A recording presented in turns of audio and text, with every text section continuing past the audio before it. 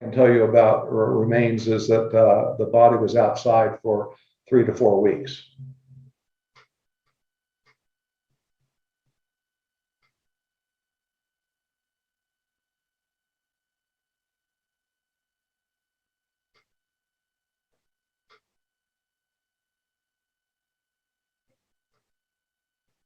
Chris Vivian, do you have your hand up? Was that a question? I didn't hear the question there. Question. Dr. Blue? Yes. It's John Walsh again from In Pursuit with John Walsh. You will probably be the most important witness at the trial. And I asked you before how confident you feel that Brian Laundrie, and they use the semantics. He was a person of interest. I'm old school. He was the only suspect ever. And I just wonder, you're going to be the most important guy at the trial, probably.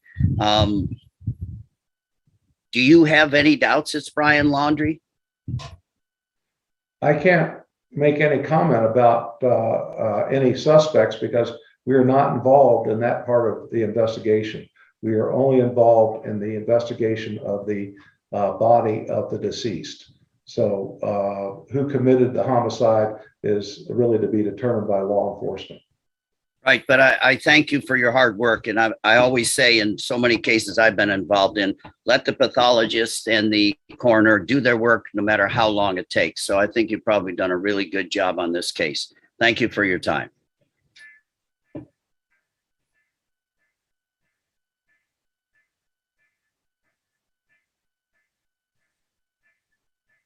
Hey there, doctor. This is Rochelle Aline with ABC Action News in Tampa. Just a quick question. Can you kind of walk us through the process to how you arrived at this specific manner of death?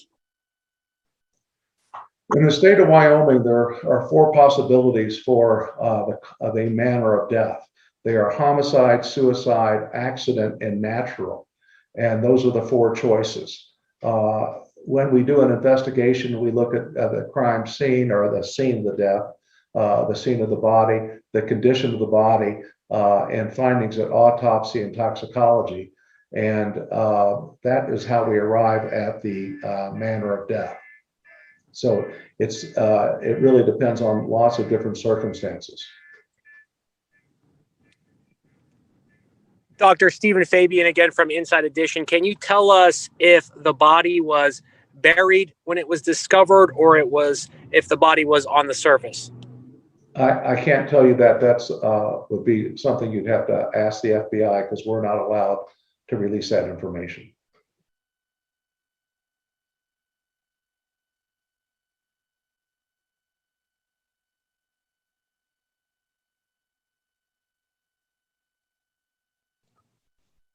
Kelly Vaughn.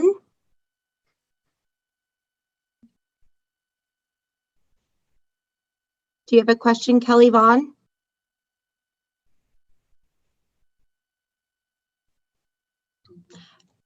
We have Brian Enting in the chat who has a question.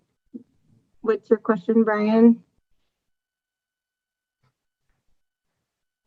Was there any impact on her body from weather or wild animals in the national park? I'm sorry, I didn't hear the question. Was there any impact on her body from weather or wild animals in the national park? All I can really comment about that is that her body was outside in the wilderness for 3 to 4 weeks.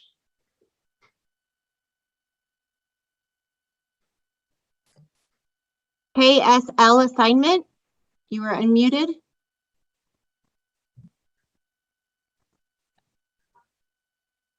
KSL assignment. Hello, Dan Rascone here from KSL TV in Salt Lake.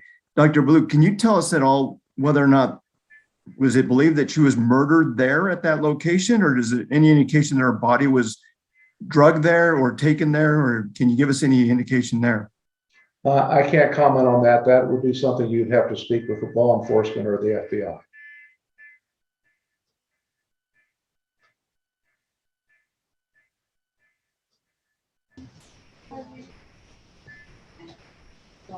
Matthew Sella? Matthew Sella, do you have a question? Hey, Dr. Blue. It's actually Jimmy from dailymail.com in New York here. What were the results of the toxicology report? And is there any suggestion that Gabby had any drugs in her system? And if so, what were they? The results of the toxicology are not public knowledge by Wyoming statute, so I can't comment about that. Thank you. We have a question from the chat. Was Gabby Petito pregnant? She was not pregnant.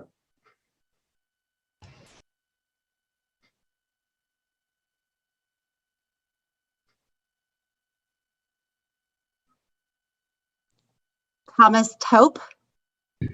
Hi, doctor. My question, did you seek the advice of a forensic entomologist or forensic botanist during the course of your investigation? The FBI has sent materials to a forensic entomologist.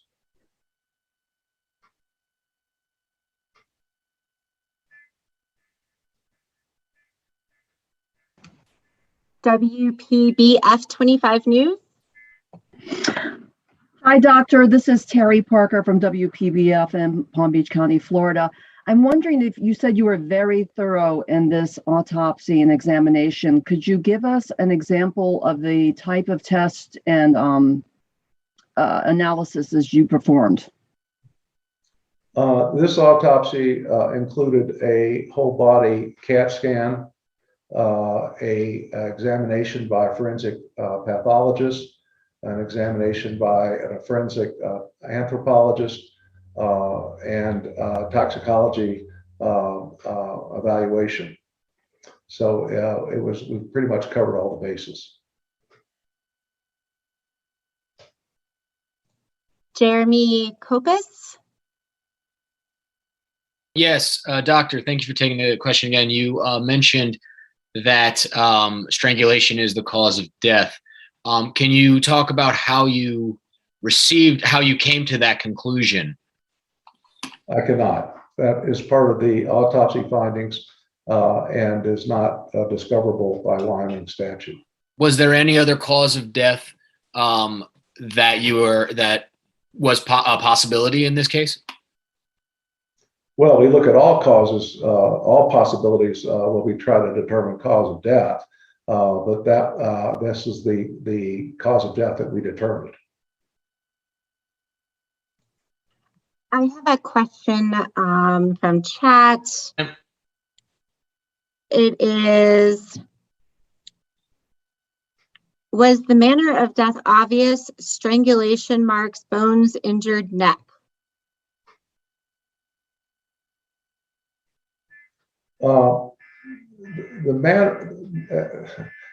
Nothing is obvious in a situation like this, so detailed analysis was used both to determine manner and cause of death. I can't go into details on how we made those decisions. Kristen Thorne. Yes, hi, Dr. Kristen Thorne with WABC in New York. Could you just please repeat about how long you believe the body was out there? Unfortunately, the last time you spoke, we just didn't get a good film shot of you saying that. Would you mind repeating that? Our initial determination is the body was in the wilderness for 3 to 4 weeks. Thank you.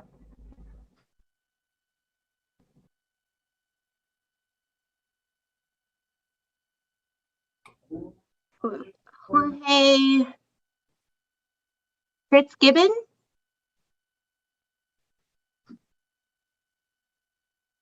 You have to unmute. I believe you're still muted. Sorry about that. Good afternoon, Dr. Blue. Relating back to the date of death, is there a date listed on the death certificate? The death certificate has not been completed at this time, and the death certificates of the state of Wyoming allow for approximate dates and variability in those dates. So I doubt, well, there will not be an exact date of death on the death certificate. Eileen with News 12. Hi, doctor. This is Eileen LaPalmer from News 12. We sort of asked it a little bit, but is there a way that you can explain how you know that it was strangulation? Sometimes I know that a hyoid bone could be missing. Is that something that you discovered in this case? I can't comment on that because it would be a finding of the autopsy. And as I stated before, in the state of Wyoming, the autopsy results are not public knowledge. So then you can't clarify whether it was manual strangulation or with an item, correct? That's correct.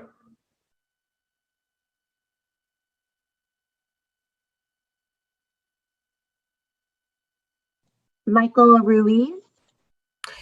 Thanks for making time for us, doctor. Was the entire examination conducted at your lab in Jackson, or was Gabby Petito's body shipped to another facility? The examination was done entirely at our board in Teton County, Wyoming.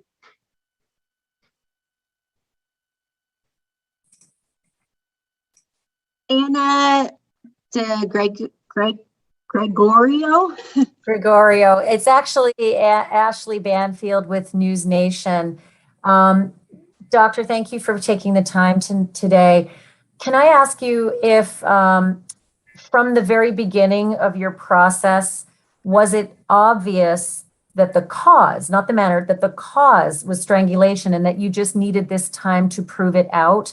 Or were you completely unaware from the beginning what the cause of death was for Gabby Petito and had to resolve through a number of puzzle-solving manners and other experts to arrive at that final cause determination?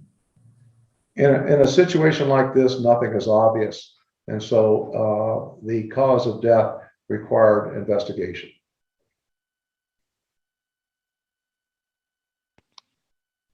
We have a William Walkie. Hey there, Dr. Blue. My name is Will. I'm from KHOL Jacksonville Community Radio here in Jackson. You're a small town coroner here in Western Wyoming. This case got so much national attention, as we can see right now. Can you speak on what it was like doing your job with such a big spotlight on you? Thanks. Well, it was quite the media circus and continues to be. Unfortunately, this is only one of many deaths around the country of people who are involved in domestic violence. And it's unfortunate that these other deaths do not get as much coverage as this one. I'm assuming that because the deceased was a blogger, that this received more coverage than others. But there are a lot of both men and women who have lost their lives that aren't covered with this kind of media attention. Francis DeFiore. Yes, hello. This is Francis DeFiore from the Port Charlotte Sun. I just want to go back to my previous question, although I imagine your response. Is there anything you can tell us about how exactly you determined it was a 3 to 4 week period before death? I can't go into that kind of information at this time. I understand. Thank you very much.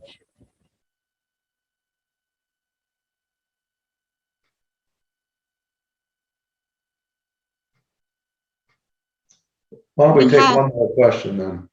We have the Snack Squad. Hey, this is Andy Mercado from Mercado Media.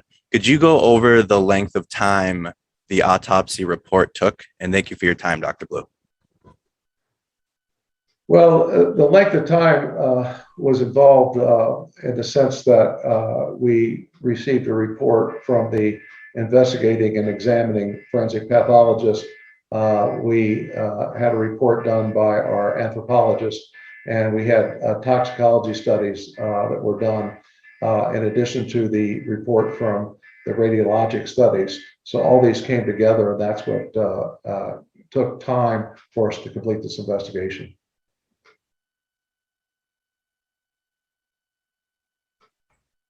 Hi, doctor. Could you speak to the state of decomposition, and did that at all hinder your investigation? I can't comment on that.